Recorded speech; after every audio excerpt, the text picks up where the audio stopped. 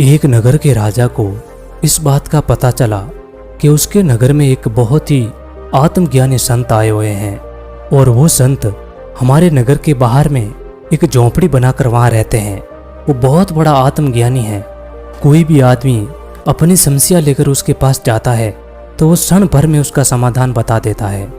राजा बहुत ही घमंडी था। उसे जब इस बात का पता चला कोई संत हमारे नगर में आया है और वो बहुत ज्ञानी है, तो राजा ने सोचा कि क्यों नहीं जाकर एक बार उस संत को देखा जाए और वो संत कैसा है और उसने कौन सा ज्ञान प्राप्त कर रखा है। यही सोचकर राजा घोड़े पर बैठकर उस साधु की कुटिया पे जाता है। साधु कुटिया के बाहर ध्यान में बैठे थे। राजा वहां जाकर उस साधु को देखता है तो साधु के कपड़े बहुत गंदे थे, फटे पुराने कपड़े थे, पैरों में जूते भी नहीं थे। साधु बहुत दिनों से तपस्या कर रहा था और उस साधु ने तप और तपस्या करके बहुत सारा ज्ञान अर्जित कर रखा था। इसी वजह से वो कपड़ों पर ध्यान भी नहीं दिया कि उसके कपड़े कैसे हो गए हैं। वो एक भिखारी की तरह दिख रहा था। राजा उसके पास जाता है और कहता है, अरे ओ भिखारी, जरा आंखें खोल के देख, तेरे द्वारे पर इस नगर का राजा आया है। मुझे बता कि ये जो रास्ता जा रहा है वो रास्ता कौन से नगर में जाता है। राजा की भाषा में बहुत ही ज्यादा घमंड था। जब वो साधु सुनता है तो साधु अपनी आंखें खोलता है। तभी वो गुरु कहता है कि राजा, ये रास्ता वहां जाता है जहां पर कोई नहीं जा सकता। तभी वो राजा कहता है, अरे ओ भिखारी, ऐसा कौन सा रास्ता है जहां पर राजा नहीं जा सकता? तू रास्ता बता, मैं उस रास्ते पर जाकर बताता हूँ। मुझे बता तो सही कि कौन सी दिशा में जाना है।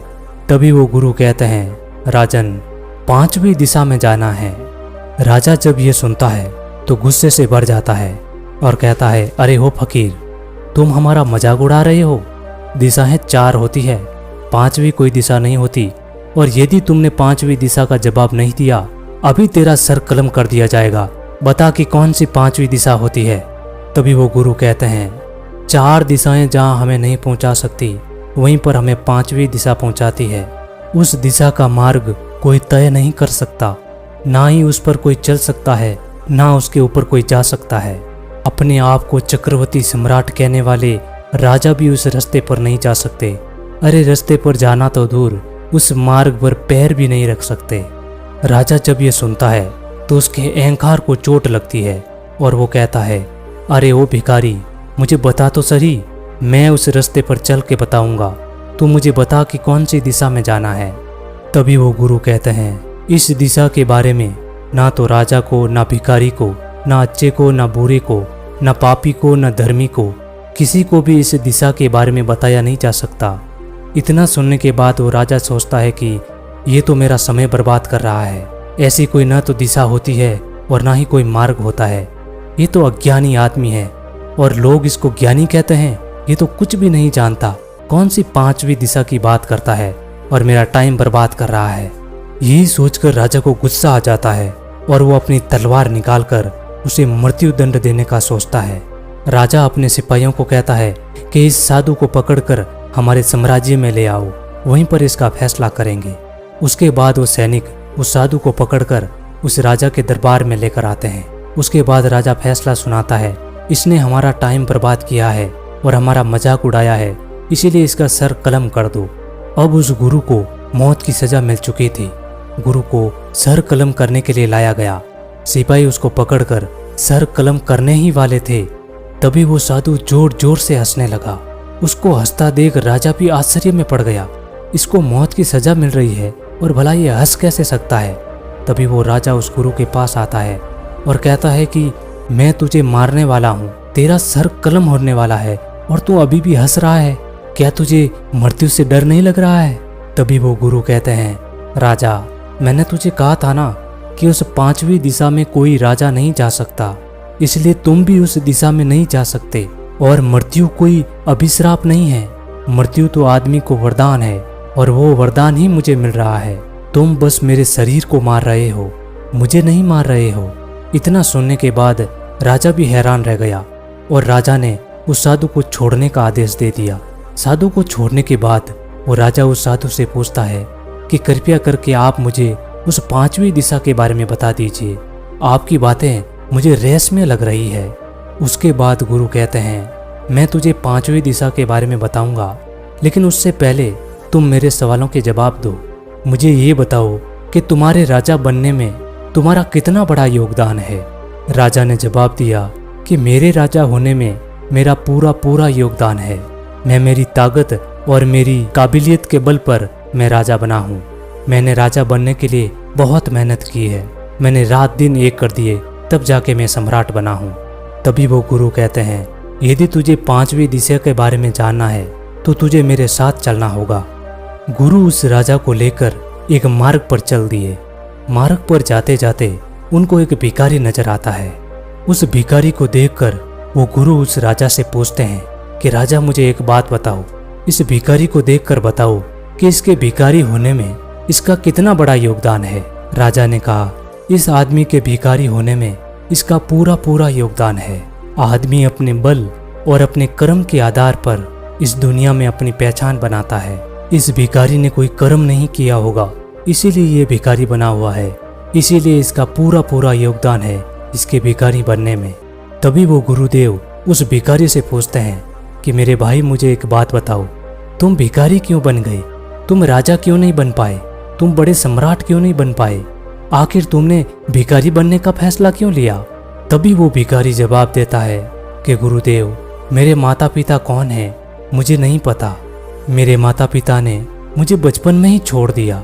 एक बूढ़ी औरत ने मुझे पाल पोस कर बड़ा किया, लेकिन थोड़े दिन पहले वो बूढ़ी औरत भी मुझे छोड़कर चली गई। और वो बूढ़ी औरत बहुत गरीब थी, इसलिए मुझे बचपन से ही काम करना पड़ता था। और जब काम नहीं मिलता तो मुझे भीख मांगनी पड़ती थी। आज भी मैं अपना पेट पालने के लिए भीख मांगता हूँ। मैंने काम कर करके बहुत सारा पैसा कमाया, बहुत सारा धन भी मेरे पास था, लेकिन एक बार मैं बीमार पड़ गया और बीमारी का इलाज कराते कराते मेरे सारे पैसे खत्म हो गए। और उसके बाद मेरे शरीर में इतनी ताकत नहीं बची कि मैं कोई और काम कर सकूं। इसीलिए मैं भीख मांग रहा हूं। अब जिंदा रहने के लिए खाना तो खाना पड़ेगा, लेकिन खाना कहाँ से लाएंगे? इसीलिए भीख मांगना पड़ रहा है। तभी वो गुरुदेव उस राजा को कहते हैं कि राजा मुझे एक बात बताओ, इस भिखारी की परिस्थितियां यदि तुम्हें मिल जाती तो तुम क्या सम्राट बन जाते? क्या तुम राजा बन जाते? और यदि इस भिखारी को आपके जैसी परिस्थितियां मिलती, वो एक सम्राट के घर जन्म लेता, तो क्या ये भिखारी बनता? और क्या राजा के घर जन्म लेना आपका खुद का चुनाव था? आपने क्या जानबूझकर राजा के घर जन्म लिया ताकि आप राजा बन जाएं? और क्या गरीब माता पिता के घर जन्म लेना क्या इस भिखारी का चुनाव था? क्या इसने अपने मर्जी से माता पिता का चुनाव किया था? सच्चाई तो यह है राजन कि आपके राजा होने में आपका कोई योगदान नहीं है, और ना ही इस आदमी के भिखारी होने में इसका कोई योगदान है। इस दुनिया में जो भी आदमी, जो भी चीज वो है, उसका वो होने में उसका खुद का कोई योगदान नहीं है। परिस्थितियां, वातावरण और जन्म का स्थान ये तय करता है कि आप क्या होंगे। तुम जरा सोच कर मुझे बताओ कि तुम्हारे राजा होने में तुम्हारा क्या योगदान है। तभी वो राजा कहता है, लेकिन गुरुदेव, कर्म भी तो कोई चीज होती है। कर्म किसी भी परिस्थिति को बदल सकता है। तभी वो गुरुदेव कहते हैं, कर्म भी परिस्थितियों के अधीन होते हैं। तुम मुझे एक बात बताओ, तुम कर्म क्या चीज देख कर करते हो? परिस्थितियों के अधीन रहकर तुम कर्म करते हो। स्वतंत्र रूप से तुम कर्म नहीं कर सकते। तुम्हें कर्म के बंधन में बंधना पड़ता है। परिस्थितियां ही तुम्हें इस बंधन में बांध देती है। जरा सोचो, एक भूखा आदमी चोरी भी कर सकता है। भूख परिस्थिति है, परिस्थिति उसे चोर भी बना देती है। और इसी तरह एक परिस्थिति राजा को भिखारी भी बना सकती है। हमारे हाथ में कुछ भी नहीं होता, ये सब परिस्थिति के हाथ में होता है। तभी उस राजा को समझ में आता है और वो गुरु के चरणों में गिर पड़ता है और कहता है, गुरुदेव, तो क्या हम लोग सिर्फ कठपुतली है? क्या हम किसी के नचाए पर नाच रहे हैं? तभी वो गुरुदेव कहते हैं, राजन, अब तुम उस मार्ग पर चल सकते हो, उस 5वीं दिशा की ओर चल सकते हो, क्योंकि वहां पर वही जा सकता है जिसने इस दुनिया की हकीकत को जान लिया है। और जिसने उस मार्ग पर परिस्थितियों को जान लिया, वो ही आदमी स्वतंत्र रूप से कर्म कर सकता है। तब उस आदमी पर परिस्थितियों का प्रभाव पड़ना बंद हो जाता है। तभी वो राजा कहता है, गुरुदेव, आप मुझे वो दिशा बताएं, वो मार्ग बताएं जिन पर मुझे चलना है। तभी वो गुरुदेव कहते हैं, राजन, वो दिशा बाहर नहीं है, वो तुम्हारे भीतर है। बाहर में दिशा नहीं है, तुम्हारे भीतर ही वो दिशा है और वो मार्ग भी तुम्हारे अंदर ही है। तुम्हारे भीतर की दिशा, तुम्हारे भीतर के मार्ग पर हर कोई नहीं चल सकता, उस पर सिर्फ तुम स्वयं चल सकते हो और उस मार्ग पर सिर्फ वही चल पाया है जिसने इस दुनिया को समझ लिया है।